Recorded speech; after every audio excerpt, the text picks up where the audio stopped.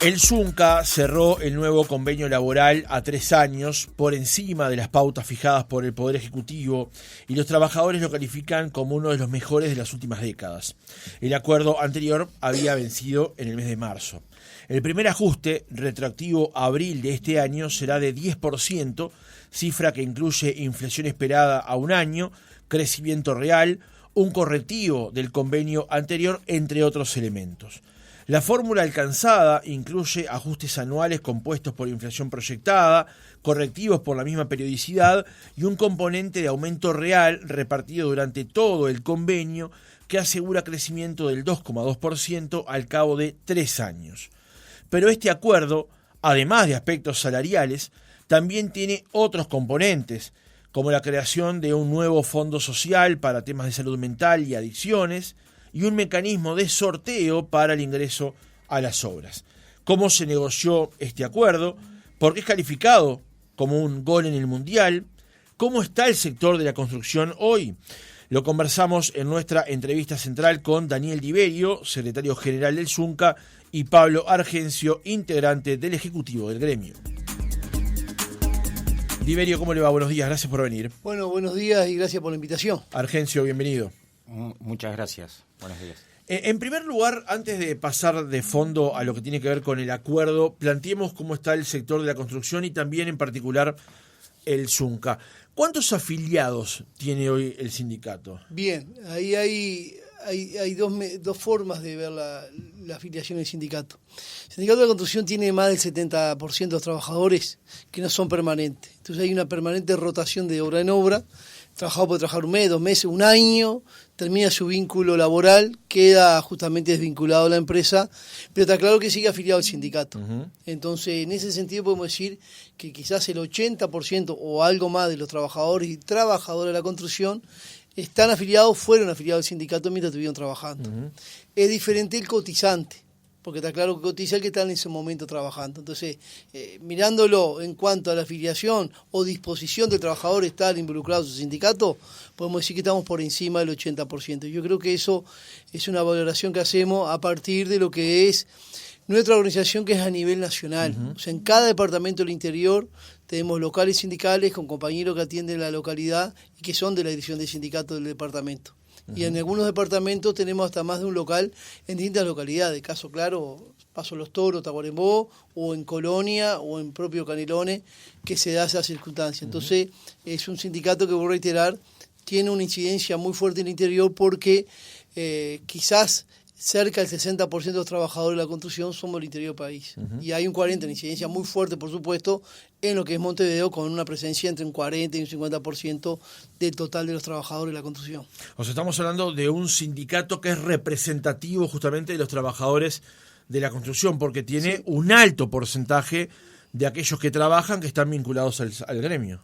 Es así, o sea, es más, el sindicato de la construcción tiene la característica, por ejemplo, para un ejemplo de forma de funcionamiento, que cuando nosotros hacemos nuestras elecciones nacionales del sindicato, donde decenas y decenas o quizás cientos de urnas recorren el país obra por obra, y todos los trabajadores que están en el centro de trabajo tienen el derecho a votar, estando afiliados o no estando afiliados, incluso hasta los mandos medios. Uh-huh. Eso hace que, por ejemplo, en las elecciones del sindicato, el promedio de votantes son de 35.000 trabajadores. Es un número muy alto, a pesar que en algunos lugares no podemos llegar, porque a veces son obras que recién se inician, uh-huh, no están en el relevamiento o alguna otra circunstancia. Entonces, ese proceso de participación colectiva desde la construcción de su dirección, desde la construcción de su sindicato, lleva a que cuando nosotros, por ejemplo, discutíamos cuál era la plataforma, tuvo una discusión colectiva, decíamos hoy, muy fuerte, no solamente obra por obra, que son unas 2.500, 3.000 obras en todo el país, promedio que hay, que discutieron justamente cuáles eran los elementos de llevar a esta plataforma, sino que después la realización de un congreso con 1.800 delegados de todo el país fue lo que reafirmó la plataforma. Esa plataforma, claro que hay mucha entidad con el gremio y también el trabajador se apropia de eso. Entonces, cuando nosotros convocamos a movilizarnos por la plataforma que construimos en colectivo, es que tenemos la respuesta que tenemos. Claro. Es eso más o menos. Diverio, Argencio, ustedes se resuelven como ir respondiendo, pero ¿ustedes a partir de qué momento empiezan a trazar lo que van a plantear en una negociación? O sea, cuando ustedes saben que se cayó el convenio en marzo, ¿cuándo empiezan a generar lo que van a llevar a la mesa de negociación? Bueno, para poner un ejemplo en concreto, cómo fue construida esta plataforma puntual que cayó el 31 de marzo. Nosotros iniciamos sobre fines del año pasado, en realidad preparando lo que fue nuestro congreso en febrero, que si bien el congreso no define la plataforma, define el programa del sindicato y la plataforma a mediano plazo y a largo plazo, es desde ahí, como explicaba Daniel, donde se empieza a construir y a tomar desde los diferentes centros de trabajo cuáles son los elementos a discutir en el convenio. Un caso claro, por ejemplo, es la creación de este quinto fondo social, que fue un planteo que fue construido a partir de las asambleas que se iniciaron a hacer el año pasado.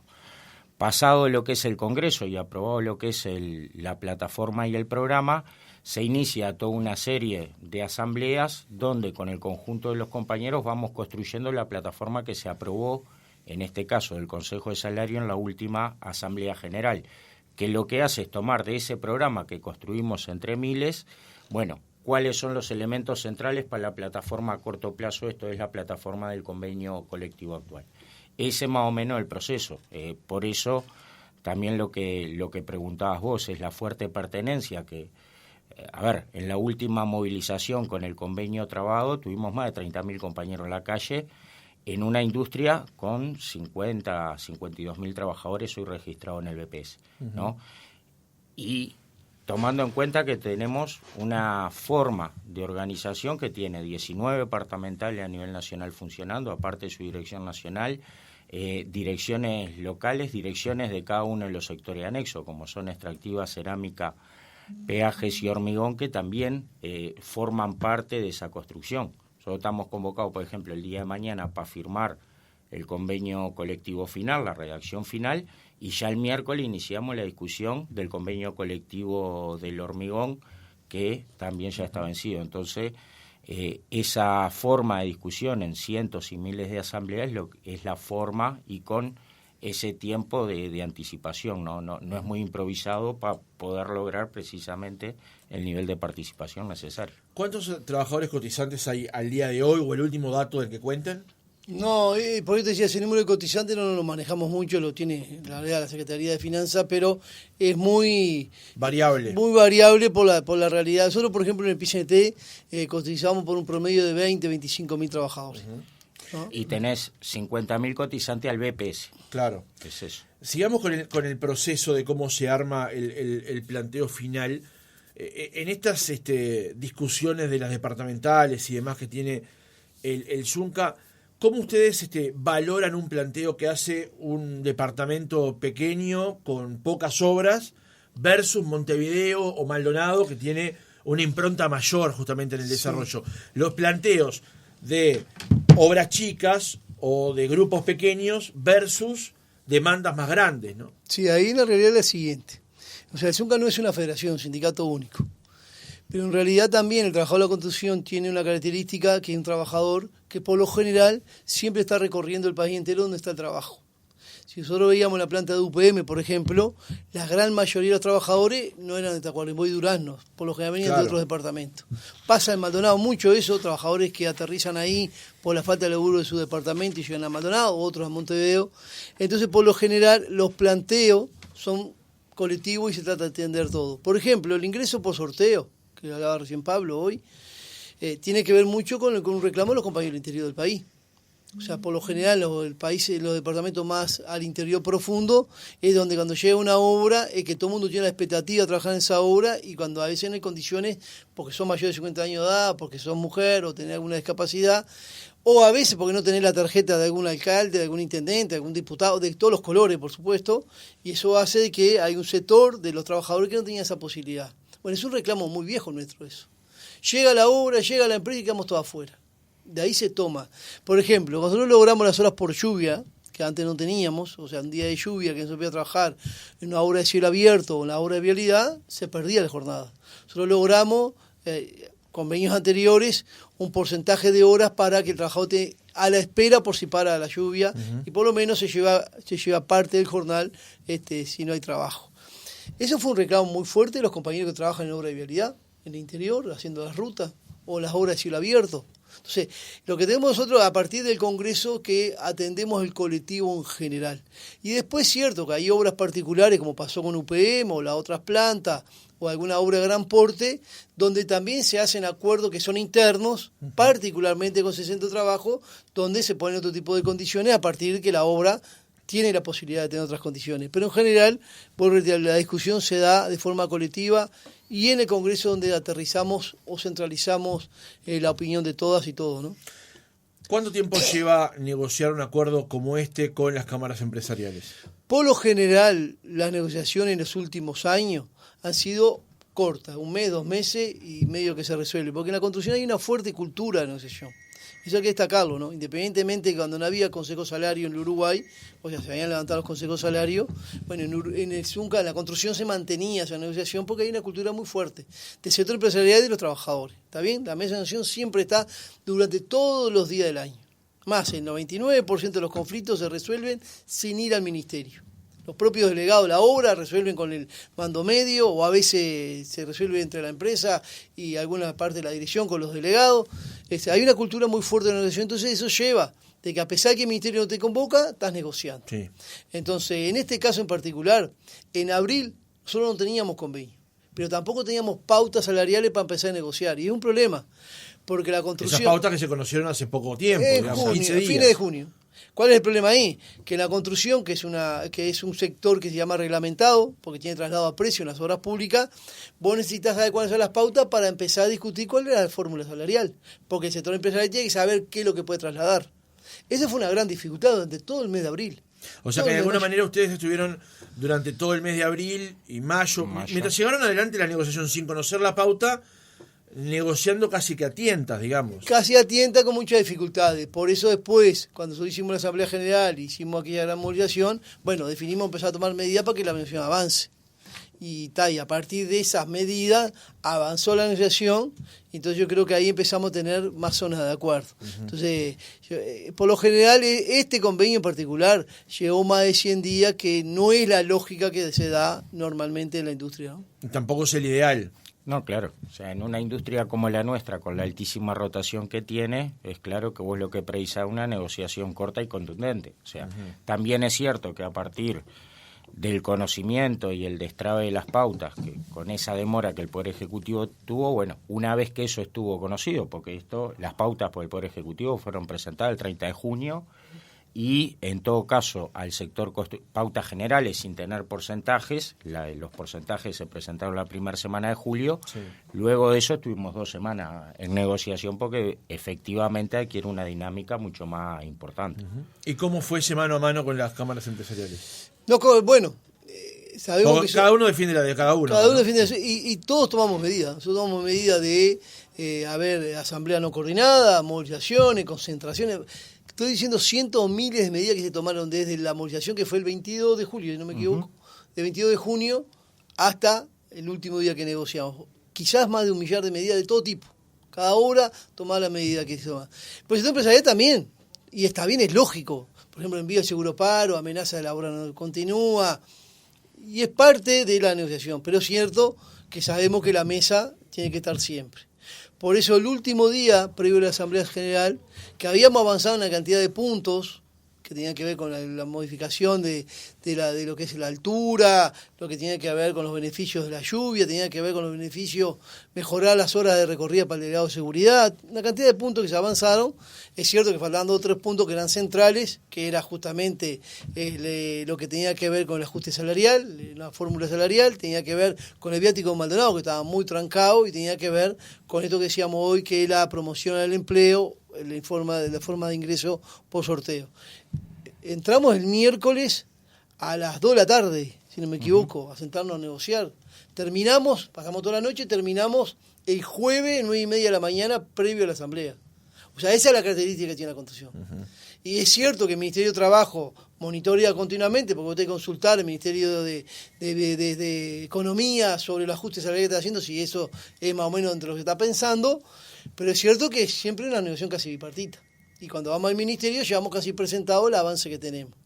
Entonces, yo creo que eso es destacar en la construcción que tenemos, la impronta. O sea, no es válido que participe el Ministerio, claro que es válido, pero es cierto que hay una convocatoria permanente, bipartita, que permite avanzar en algunos puntos que después resuelven, ¿no? ¿Hubo algún momento en el que vieron que la negociación, más allá de estas negociaciones febriles y largas, como planteaba Diverio, vieron que podían no llegar a un acuerdo, que, bueno, esto venía complejo o se venía complejizando? Sí, sobre todo creo yo que a partir de en el último tirón, donde habíamos visto que habíamos avanzado, como explicaba Daniel, 48 horas antes de la Asamblea General, si bien existía predisposición o un planteo de predisposición a discutir algunos elementos por parte del sector empresarial, a la hora de concretarlos, después en algunos elementos que eran centrales, como el ingreso al trabajo, la fórmula salarial, eran dos elementos que, si bien existía la predisposición, no se veían los hechos.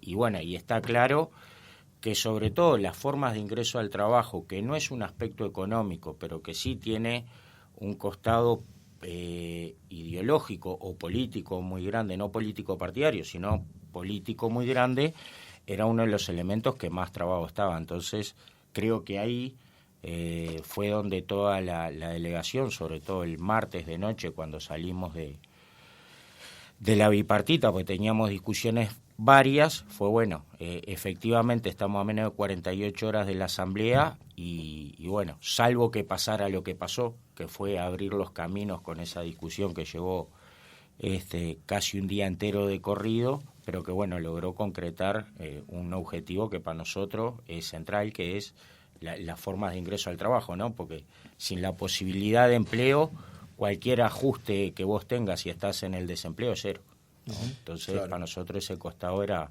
un elemento central. ¿Liberio? Yo creo que ese era el punto más importante, más difícil de acordar, porque se tenía una mirada equivocada de lo que nosotros estábamos planteando. Quizás el sector empresarial, quizás legítimamente, estaba planteando la sustitución de quien gobernaba la obra y la empresa. Como que si iba a hacer una bolsa de trabajo que iba a construir el sindicato, como que el sorteo lo iba a hacer el Zunca. En realidad lo que estamos planteando nosotros, la posibilidad de todas y todos de ingresar, independientemente si está afiliado al sindicato o no, independientemente de todo eso, porque está claro de que cuando nosotros lo analizábamos le decíamos, bueno, esto tiene que hacerlo el Ministerio de Trabajo. O sea, el Ministerio de Trabajo, por esa herramienta que construyó justamente para llevar adelante los ingresos en UPM por vía trabajo, por ahí se puede anotar todo el mundo, por el Ministerio de Trabajo, está llevando los documentos que certifiquen la categoría, que es de la industria, e incluso para que sea de la zona, un radio de 25 kilómetros, para que realmente el de la zona tenga la posibilidad, en donde el sorteo lo hace el propio Ministerio de Trabajo, donde las empresas después tienen la posibilidad de revisar los documentos y realmente certifica lo que dice que es, donde después tiene un periodo de prueba de 45 días dentro del centro de trabajo para demostrar que es del oficio y que justamente tiene el perfil que tiene que tener. Bueno, le estábamos mostrando a la empresa que no intentar apropiarnos nosotros la organización de la obra, ni mucho menos la empresa. Yo creo que después que se entendió eso, hubo un destrabe importante y yo creo que eso fue parte, claro, del avance, ¿no? Ahora vamos a profundizar en algunos aspectos del acuerdo en el tiempo que nos queda de entrevista, pero quiero hacer un par de preguntas más para terminar lo que tiene que ver con cómo se llegó a negociar y cuán importante es para ustedes el tema de la ultraactividad. Se los planteo porque tal vez el oyente no lo conozca, no lo recuerde, pero esto está de alguna manera impugnado por la ley de negociación colectiva, y la ultraactividad plantea que cuando se va a negociar un acuerdo, todo aquello que se alcanzó en los acuerdos anteriores no caiga y no se empiece a negociar desde cero. Digamos, que haya un acumulado en ese sentido. ¿Cómo es, para ustedes, qué tan relativo, qué tan importante es la ultraactividad, y en este caso cómo la negociaron, cómo la llevaron a cabo? Sí, para nosotros está claro que la ultraactividad tiene un componente sumamente importante en lo que es nuestro propio convenio colectivo. O sea, hay la mayoría de los beneficios que tiene la construcción, no solamente salariales, la propia reducción de la jornada laboral de 48 a 44 que conquistamos el 2008 es parte de un convenio colectivo. Las horas por lluvias que planteaba Daniel, la partida de alimentación, varias de las compensaciones que tenemos. Entonces, está claro que para nosotros, como para cualquier gremio, si vos iniciás una discusión de convenio colectivo donde lo primero que tenés que discutir es todo lo que ya has conquistado a lo largo de los años, ¿no? Con algunos planteos que tienen más de 50 años, como las horas por lluvia se empezó a discutir en los 60 y las conquistamos recién en el 2013, es claro que hay un fuerte componente de beneficios y demás que depende de nuestro salario y nuestras condiciones de trabajo y de vida. Pero también, en todo caso, es la generación de un precedente también para el resto de los trabajadores, porque independientemente de nuestro sector de actividad, mi compañera, mi gurica, ¿para qué no trabajan en la construcción? O sea, no vivimos solo en el mundo. Entonces eso también genera una condición que para nosotros es importante como movimiento sindical y como central. Está claro que la forma en que nosotros lo definimos fue al otro día en la Asamblea General, que tenía menos de 48 horas incluso votada la ultraactividad, fue plantear claramente tanto al Poder Ejecutivo como al sector empresarial que no íbamos a empezar a discutir nada si lo primero que no hacíamos era asegurar la ultraactividad. Porque en todo caso, también todos los componentes que tiene hoy la ultraactividad en nuestro sector fueron producto de un acuerdo de las partes. Entonces, por lo tanto, que históricamente también los venimos ratificando convenio a convenio, ¿tá? Por lo tanto, no debería existir una condición diferente a cuestiones que hoy todo el sector tiene incorporado, ¿no? Uh-huh. Porque para nosotros, efectivamente, lo que conquistamos en la cancha no estamos dispuestos a perder la liga. Entonces, ahí hay un elemento muy, muy fuerte de pertenencia y de defensa de lo que hemos conquistado. Y bueno, por suerte, rápidamente se entendió, tanto por parte del sector empresarial como el Poder Ejecutivo, porque lo firma el Ministerio de Trabajo y las cámaras empresariales, de que bueno, la ultraactividad iba a ser respetada porque era producto de los acuerdos históricos que el sector tiene. Una última pregunta. Para ustedes, negociar en el marco de este gobierno, ¿les representó alguna dificultad adicional? ¿Lo vieron más complejo, más difícil?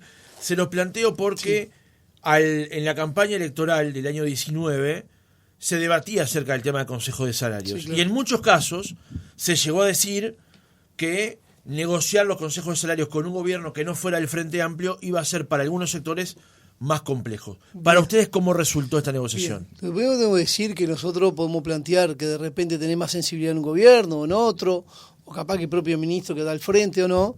Lo que sí tenemos claro que los trabajadores de la construcción, yo creo que todos los trabajadores, todos los avances que hemos tenido en cualquier gobierno ha sido a partir de la participación y la lucha de los trabajadores.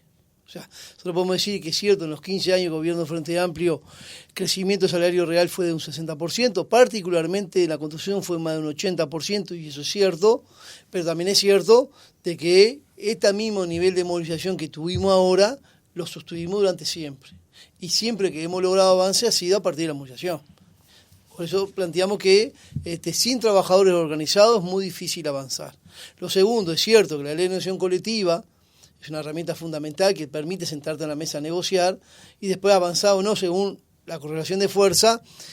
Solo creemos que en este gobierno sí hubo intentos de intentar por lo menos sacarle el papel que jugaba la negociación colectiva. En el primer periodo, en recordado 2020, plena pandemia, ¿cierto? Una situación muy compleja, se instaló aquel convenio puente que planteó el ministro, en donde la mayoría de los trabajadores privados perdieron salario, la totalidad de los públicos. Y sí es cierto que habían sectores que estaban muy complicados, nadie va a decir hotelería, gastronomía, el transporte, el comercio, y es cierto que había que tener por lo menos cuidado con lo que se hacía, no todos los sectores están en las mismas condiciones. Y sin embargo hay sectores que tenían mucha dinámica, sin embargo el salario se les rebajó a los trabajadores. El tema agronegocio, el tema del campo, la industria frigorífica, los compañeros que trabajan en lo que tiene que ver con los molinos, la forestación, el propio sindicato de la construcción. O sea, eran sectores que estaban dinámicos a pesar de la pandemia, entonces no se entendía por qué se debía hacer ese esfuerzo. Pero también veíamos con preocupación, donde los trabajadores hacían un esfuerzo cediendo parte de su salario.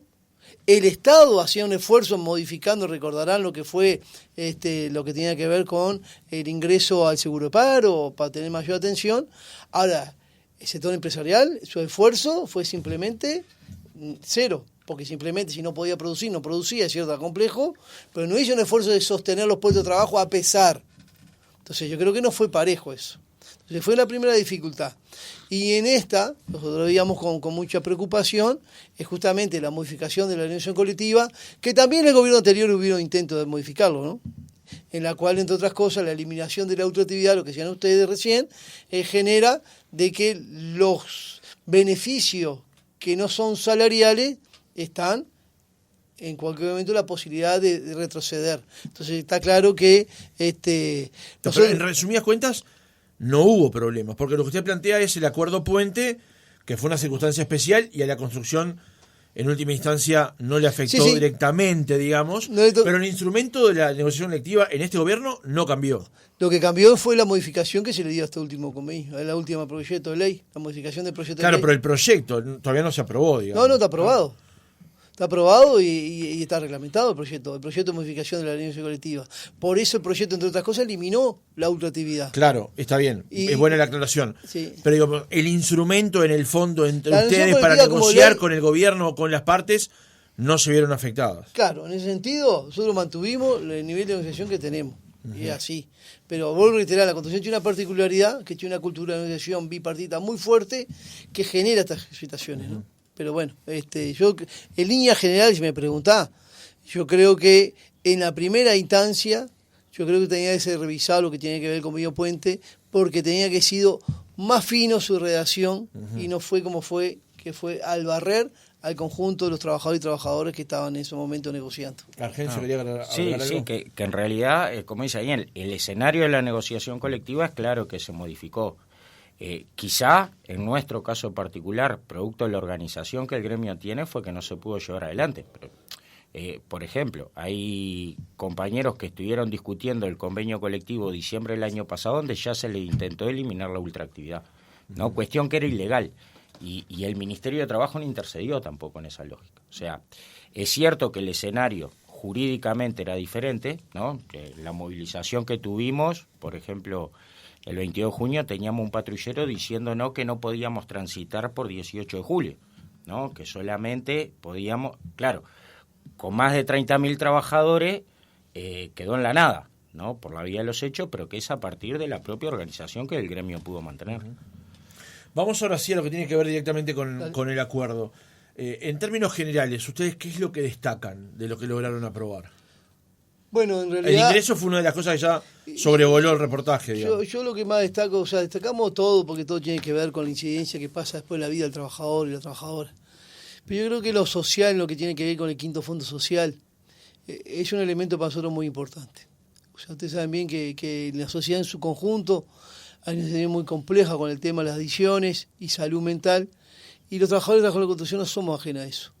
Tenemos compañeros que quizás tengan dificultades con las adicciones, como también empresarios con problemas de adicciones, y con problemas de salud mental. O sea, hemos encontrado situaciones de compañeros que se autoeliminan, o compañeras, o que dejan el trabajo, no sabemos por qué y no nos podemos encontrar más. Compañeros que vienen a veces casi en silencio y te dicen bajito su problema con su hijo que está enganchado a la pasta base. O propio trabajador que entiende que no puede salir de una situación compleja. Y más allá de la anécdota de prestarle la oreja y conversar estas cosas que son complicadas de conversar, nosotros tendríamos que haber necesidad de generar algunas herramientas que ayudaran en esa línea. Hoy la alternativa es un gurí que está enganchado a la pasta base y termina en el CONCAR, ¿no? En parte. O un trabajador que está enganchado también en una situación de adicción, es perder su laburo, perder su familia y terminar donde terminan. Y el tema de salud mental también es muy complejo para las compañeras y los compañeros que a veces terminan con la autoeliminación. Y tenemos experiencia y tenemos datos muy dolorosos de los últimos tiempos. Entonces, para nosotros ese punto es un tema central, la construcción de ese quinto fondo social. ¿Qué implica en lo concreto que implica fondo? Justamente con aporte, nosotros ya definimos en nuestro congreso, con aporte también de los trabajadores. Los trabajadores aportamos también económica para eso. Está claro que tenemos que hacer que los patrones del sector empresarial también aporte financiación para que ese fondo social, en la cual su dirección está compuesta por trabajadores en representación del ZUNCA y sector empresarial en la dirección, trabaje en la construcción de alternativas de contención en ese escenario. ¿Es muy complejo? Sí. Quizá empecemos con alguna experiencia que ya tenemos, con algún convenio, con algunas entidades que atienden estas cosas, para que el trabajador tenga donde ir, donde el costo sea casi mínimo, arranca por ahí y después de ahí seguiremos profundizando con algunos estudios, con algunos profesionales, de qué manera fortalecemos esto, que nosotros creemos que es un tema pero muy, muy importante para la construcción y yo creo que para el conjunto de la sociedad, ¿no? Sí, el tema de salud mental y adicciones sin duda que es un tema muy destacado, más con los datos que hemos visto la semana pasada. Hoy por hoy el porcentaje de trabajadores y trabajadoras, más o menos tienen idea cuál es. En género, si tú... Sí. Mira, nosotros habíamos tenido un avance muy importante con el ingreso de la mujer a partir de la ley de mano de obra local, que se votó en 2007, vos se modificó, donde esa ley decía que en las obras públicas todos los trabajadores que ingresan, no trabajadores no calificados, entran por sorteo. Permitió que miles de compañeros mujeres, y una alegría bárbara. Muchas de ellas hicieron sus cursos, en el FOCA, por ejemplo, tenemos un fondo de capacitación nosotros, que capacita a los trabajadores en nuevas tecnologías, nuevas herramientas, nuevas formas de construcción, que se hicieron del oficio, pues después se encuentran con el muro, que cuando van a una nueva obra, no entran. El tema es que después las empresas mismas empezaron a buscar de qué forma se puede trampear esa ley. Y ya directamente, cuando era una obra pública, nos llamaban a sorteo para trabajadores no calificados. Tomaban directamente como medios oficiales para eludir eso. Uh-huh. Entonces hizo caer mucho lo que tiene que ver la inserción de la mujer en la industria. Hoy hay una expresión que es muy baja, yo no sé si llega, no quiero atreverme un número, pero no creo que llegue al 5% hoy, quizás menos. Un 2%, ¿2? 2% es muy inferior. Y lo triste es que hay quizás un 30% de compañeras que están en condiciones de trabajar. No claro. Es que no hay mujeres que han hecho el oficio, han hecho la experiencia, que son capacitadas. El tema es que tienen mucha dificultad en su ingreso. Yo creo que esto que logramos ahora en el convenio, el ingreso por sorteo, un porcentaje, eso también va a ayudar a la inserción de la mujer en la industria. Por lo tanto, es así que hemos avanzado de que hoy en la industria de la construcción y en el sindicato particularmente, en todas o en casi todas las direcciones que tenemos departamentales, de rama y dirección nacional, hay presencia de compañeras mujeres también en la dirección del sindicato. Yendo a lo salarial, el primer ajuste retroactivo a abril pasado será de 10%. Uh-huh. Esta cifra incluye inflación esperada, que es de un 5,9%, crecimiento real del 1,1%, un correctivo del convenio anterior, 2,2%, y un agregado por el ajuste de otros beneficios vigentes. Es retroactivo a abril, o sea, cuando se cobre ahora se va a cobrar lo que no se viene cobrando justamente desde ese mes. ¿Cómo valora desde el punto de vista salarial justamente lo alcanzado en este acuerdo? Y bueno, como salario es claro que es un beneficio muy importante. Primero porque logra quebrar una lógica de hace un par de convenios atrás, donde el gremio de la construcción había tenido la condición de mantener el salario. O sea, hay un discurso incluso que se empezó a aplicar, ¿no? Y que se empezó a repetir una lógica de política económica donde tenía que cuidarse a los mayores para que creciera la economía y en todo caso, a partir de que la economía creciera, se iría a derramar sobre el conjunto de la población. Lo que es cierto es que la economía del país creció incluso por niveles superiores a la era de la pandemia, o sea, no comparado con la pandemia, sino prepandemia, y bueno, en las pautas del Poder Ejecutivo hoy no está planteado el que ese crecimiento, que es anterior, se derrame sobre el conjunto de los trabajadores, sino que lo que está planteado es recuperar el nivel salarial, porque lo perdido durante estos años está claro que está perdido. Por lo tanto, el generar la posibilidad de redistribuir parte del ingreso, ¿no? que creemos que generamos también los trabajadores, para nosotros es un elemento central. Y la posibilidad de que algunos beneficios, como en esos otros beneficios que vos decías, que tiene la incidencia en el porcentaje, como es el tema de nuevas formas de cálculo en la partida de alimentación, que también queda para el resto del tiro y que hace parte del crecimiento del salario real, para nosotros es bien importante. Porque quebrás esa lógica, pero porque en definitiva también lo que empezás a generar es un mayor poder de compra para el trabajador de la construcción, que en general se derrama no específicamente en el trabajador de la construcción. Cualquiera de nosotros cobra 2 pesos más y difícilmente lo ponga en una cuenta bancaria, ¿no? Para generar interés. Generalmente lo que hace es derramar en todo lo que es la economía local. Por eso también para nosotros es bien importante el tema del empleo, que era lo que decíamos hoy, con el tema del sorteo. Porque toda obra que se instala tiene un derrame económico en la propia localidad donde la obra está instalada, sobre todo en los pequeños y medianos productores, los pequeños almacenes, medianos almacenes, que ayuda a la economía local. Por lo tanto, ese crecimiento es claro que para nosotros es valorado como muy, muy satisfactorio. El viernes una crónica del Observador apuntaba que en sectores como la construcción, cuando se acuerdan aumentos superiores a los propuestos en las pautas, el Poder Ejecutivo deja constancia de que no se puede trasladar esos costos a los contratos públicos.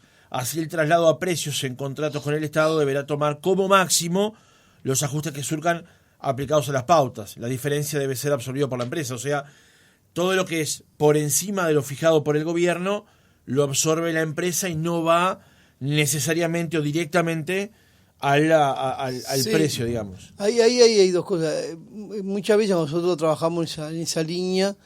También es cierto que el sector empresarial tiene negociación con la economía y eso muchas veces se logra por lo menos minimizar.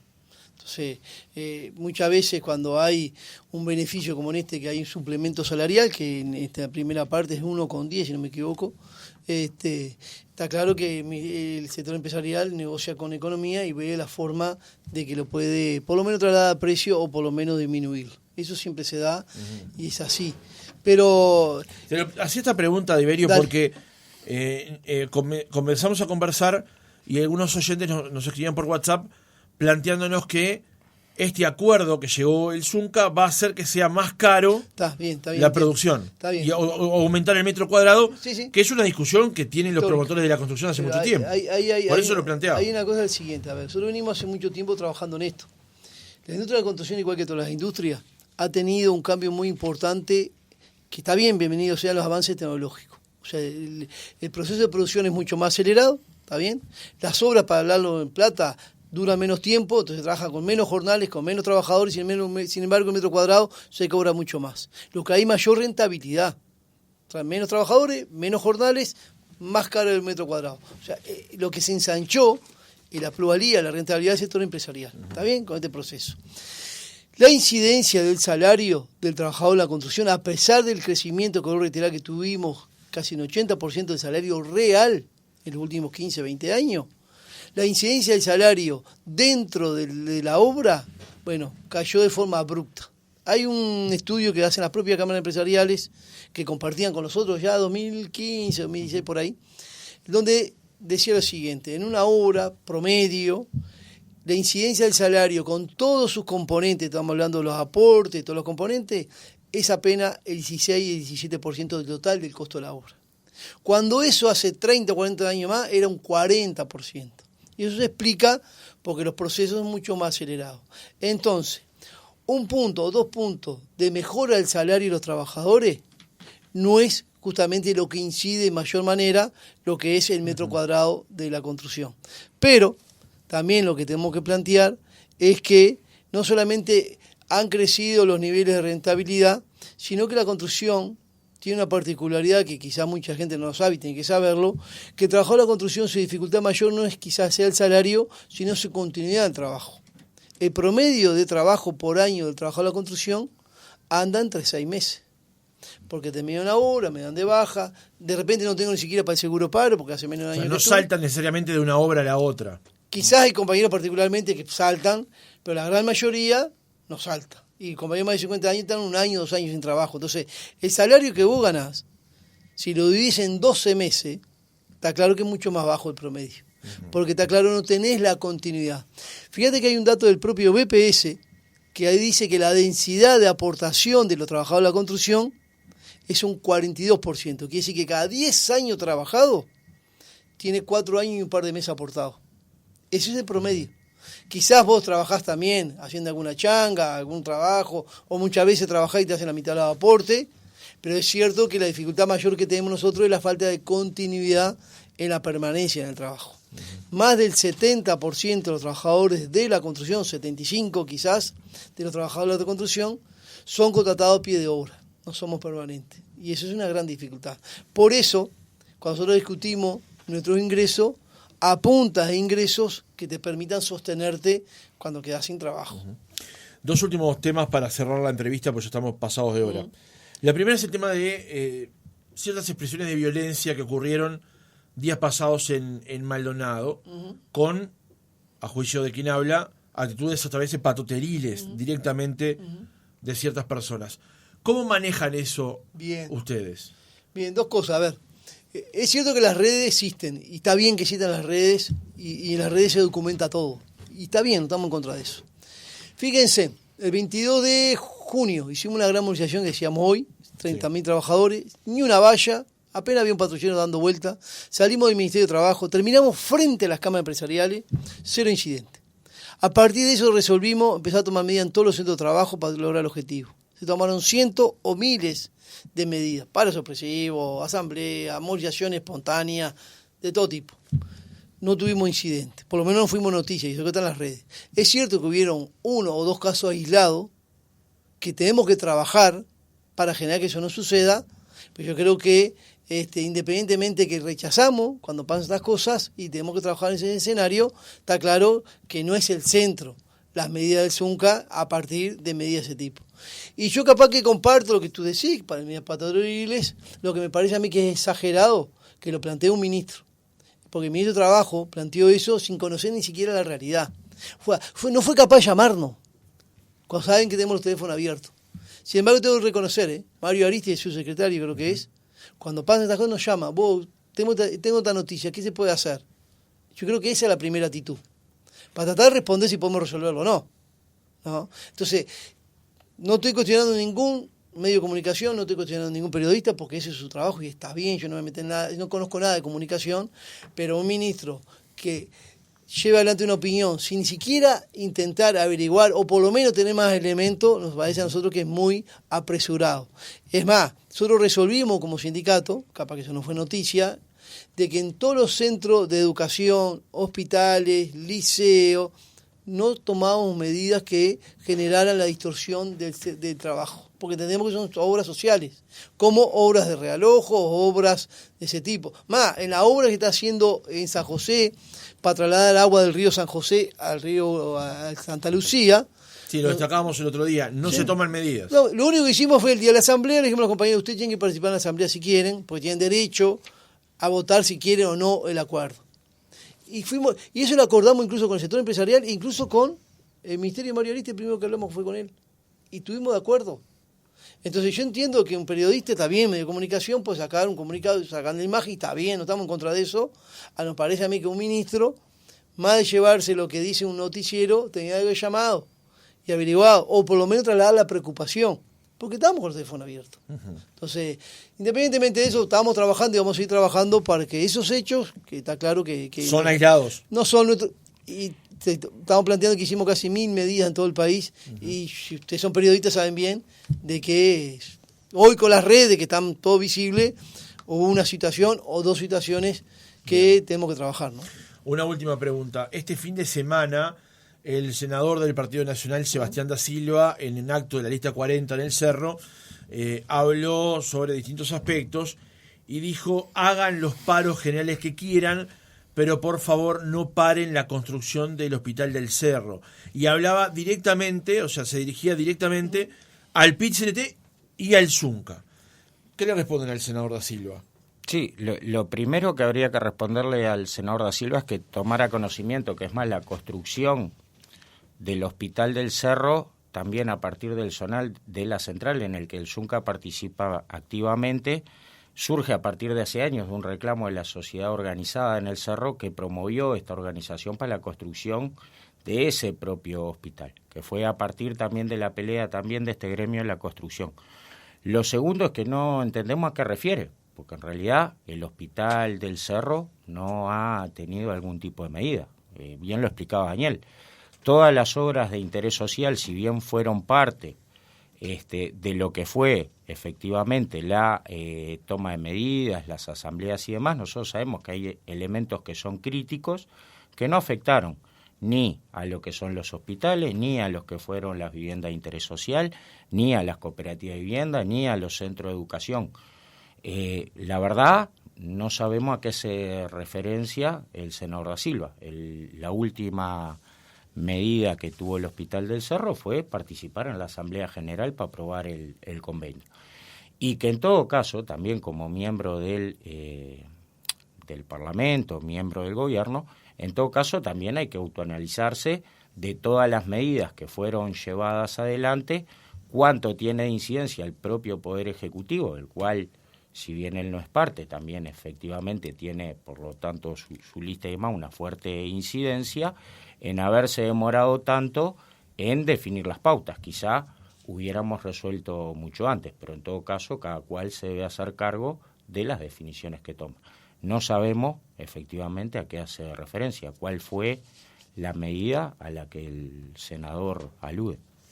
Daniel Liberio, secretario general del Zunca, Pablo Argencio, integrante del Ejecutivo del Gremio, gracias por haber estado otra mañana con nosotros. Gracias a ustedes por el espacio y bueno, estamos a las órdenes. Muchas gracias.